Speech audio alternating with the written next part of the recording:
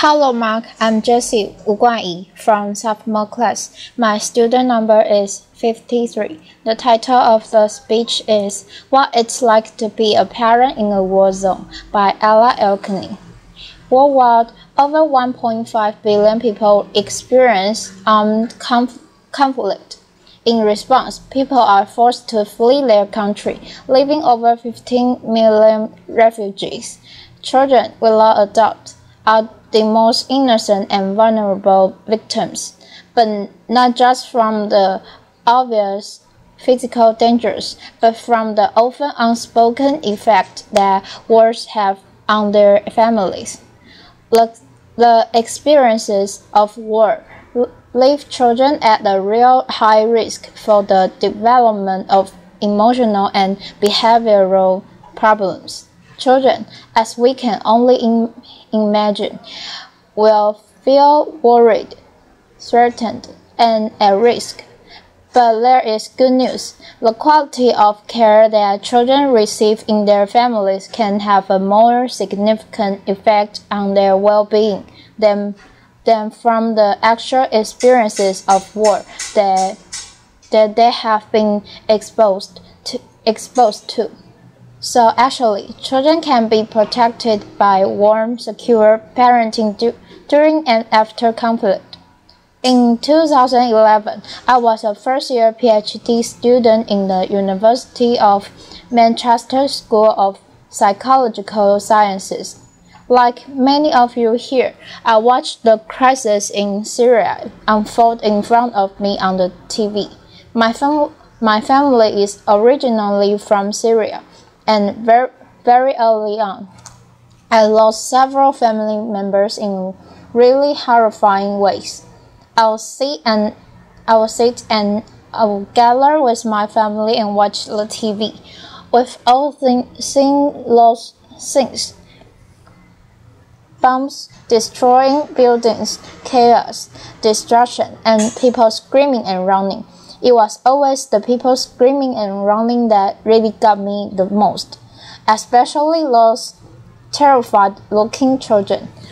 I was a mother to two young, typically inquisitive children.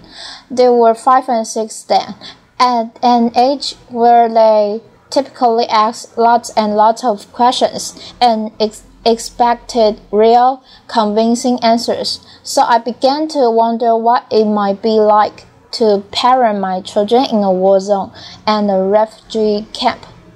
Would my children change? Would my daughter's bright, happy eyes lose their shine? Would my son's really relaxed and carefree nature become fearful and withdrawn? How would I cope? Would I change?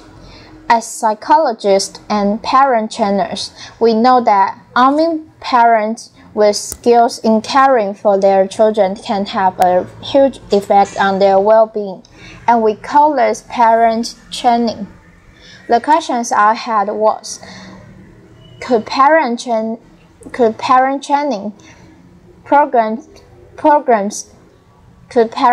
programs be useful for families while they were still in war zone or refugee camps?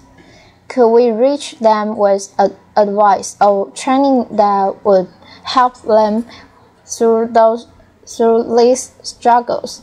So I approached my PhD supervisor, Professor Rachel Callum, with the idea of using my academic skills to make some change in the real world.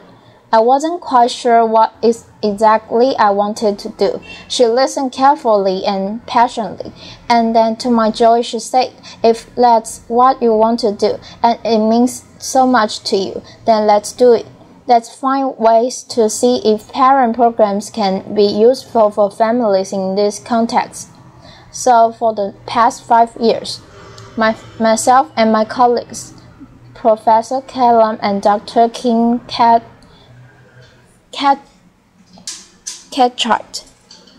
have been working on ways to support families that have experienced war and displacement.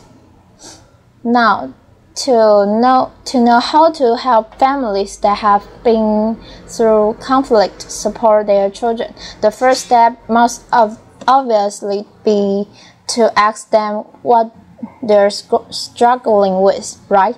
I mean, it seems obvious, but it's often those that are the most vulnerable that we're trying to support that we actually don't ask. How many times have we just assumed we know exactly the right thing that's going to help someone or something without actually asking them first?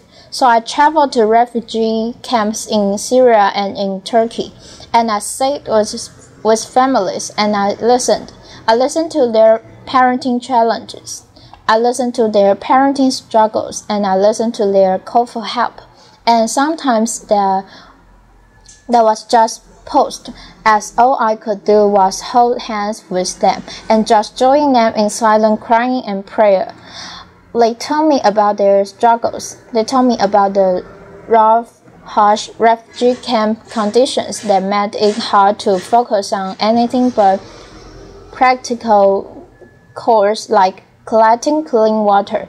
They told me how they watched their children withdraw, the sadness, depression, anger, bed waiting, sucking, fear of loud noises, fear of nightmares, terrifying nightmares. These families had been through what we had been watching on the TV. The mothers, almost half of them were now widows of war, or didn't even know if their husbands were dead or alive, described how they felt they were coping so badly. They watched their children change and they had no idea how to help them. They didn't know how to answer their children's questions. What I found incredibly astonished and so motivational was that these families were so motivated to support their children. Despite all these challenges they faced, they were trying to help their children. They were making attempts at seeking support from NGO workers, from refugee camp teachers, professional medics, other parents. One mother I met had only been at camp for 4 days and had already made 2 attempts at seeking support for her 8-year-old daughter who was having terrifying nightmares. But sadly, these attempts are almost always useless. Refugee camp doctors, when available, are almost always too busy or don't have the knowledge or the time for basic parenting support. Refugee camp teachers and other parents are just like them, part of a new refugee community who's struggling with new needs. So then we began to think, how could we help these families? The families were struggling with things much bigger than they could cope with. The Syrian crisis made it clear how incredibly impossible it would be to reach families on an individual level. How else could we help them? How will we reach families at a population level and low cost in these terrifying times? After hours of speaking to NGO workers, one suggested a fantastic, innovative idea of distributing parenting information leaflet via bread wrappers that were being delivered to families in a conflict zone in Syria by humanitarian workers. So that's what we did. The bread wrappers haven't changed at all in their appearance, except for the addition of 2 pieces of paper. One was a parenting information leaflet that had basic advice and information that normalized to the parent what they might be experiencing, and what their children might be experiencing, and information on how they could support themselves and their children, such as information like spending time talking to your child, showing them more affection, being more patient with your child, talking to your children.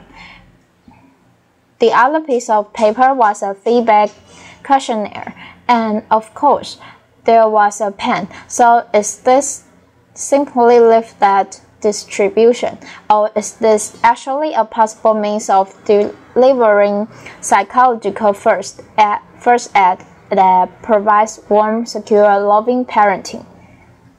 We managed to distribute 3,000 of these in just 1 week.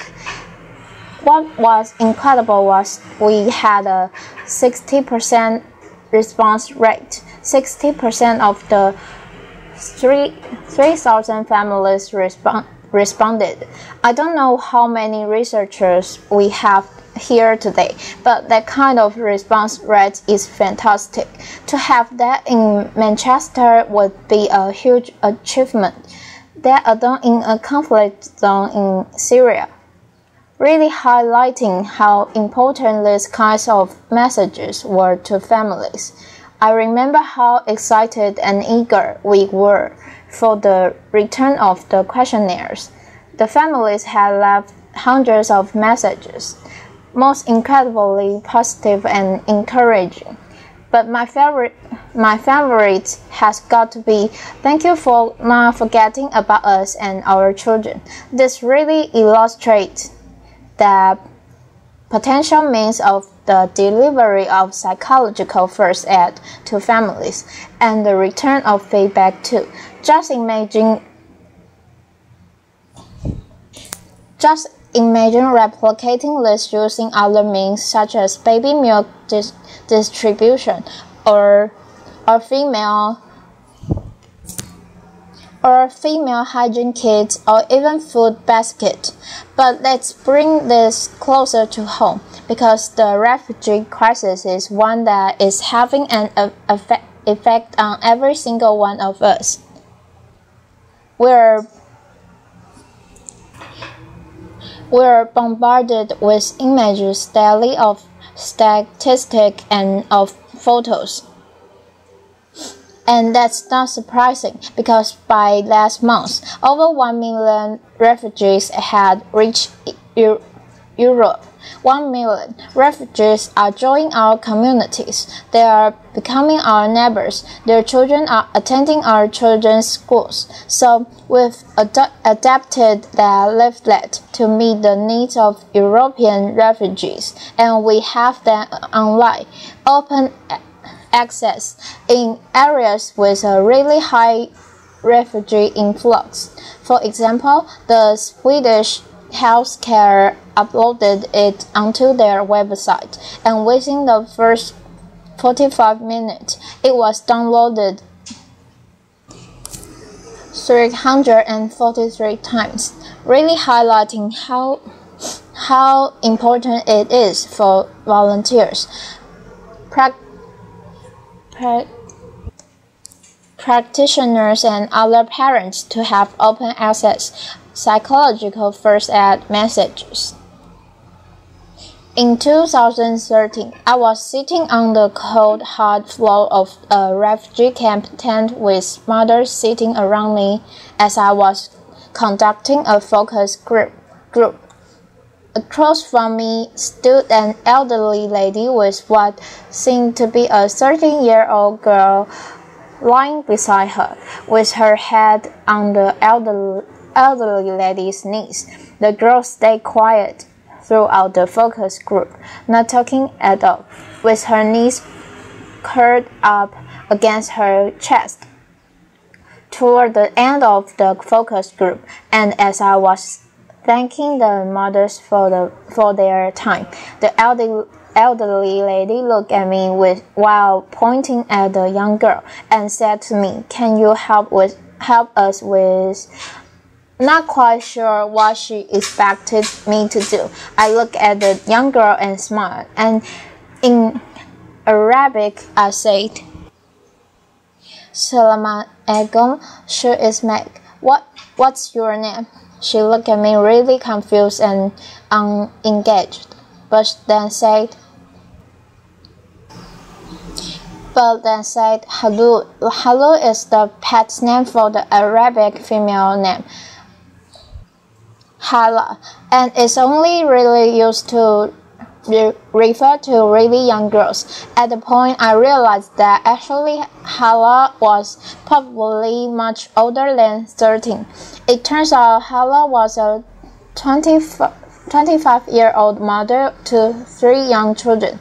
Hala had been a confident, bright, bubbly, loving, caring mother to her children, but the world had changed all of that. She had lived through bombs being dropped in her town. She had lived through explosions when fighter jets were flying around their building, dropping bombs. Her children would be screaming, terrified from the noise. Hala would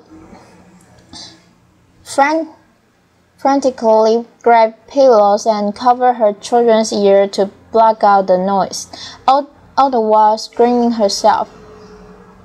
When they reached the refugee camp and she knew they were finally in some kind of safety, she completely withdrew to acting like her old childhood self. She completely rejected her family, her children, her husband. Hala simply could no longer cope. This is parenting struggle with a really tough ending, but sadly, it's not uncommon. Those who experience conflict and displacement will face serious emotional struggles, and that's something we call all related to. If you have been through a devastating time in your life, if you have lost someone or something you really care about, how would you continue to cope? Could you still be able to care for yourself and for your family? Given that the first years of a child's life are crucial for healthy physical and emotional development, and 1.5 billion people are experiencing armed conflict, many of whom are not joining in our communities, we cannot afford to turn a blind eye to the needs of those who are experiencing war and displacement. We must prioritize these families' needs, both those who are internally displaced and those who are refugees worldwide. These needs must be prioritized by NGO workers, policy makers, the WHO, the UNHCR, and every single one of us in whatever capacity it is that we function in our society. When we begin to recognize the individual facets of the conflict, when we begin to notice those intricate emotions on their faces, we begin to see them as humans too. We begin to see the needs of these families, and these are the real human needs. When these family needs are prioritized, interventions for children in humanitarian settings will prioritize and recognize the primary role of the family in supporting children. Family mental health will be shouting loud and clear in global, international agenda, and children will be less likely to enter social service systems in resettlement countries because their families would have had support earlier on, and we will be more open-minded, more welcoming, more caring, and more trusting to those who are joining our communities. We need to stop wars. We need to build a world where children can dream of planes dropping gifts and not bombs. Until we stop conflict raging throughout the world, families will continue to be displaced, leaving children vulnerable. But by improving parenting and caregiver support, it may be possible to weaken the links between war and psychological difficulties in children and their families. Thank you. Applause.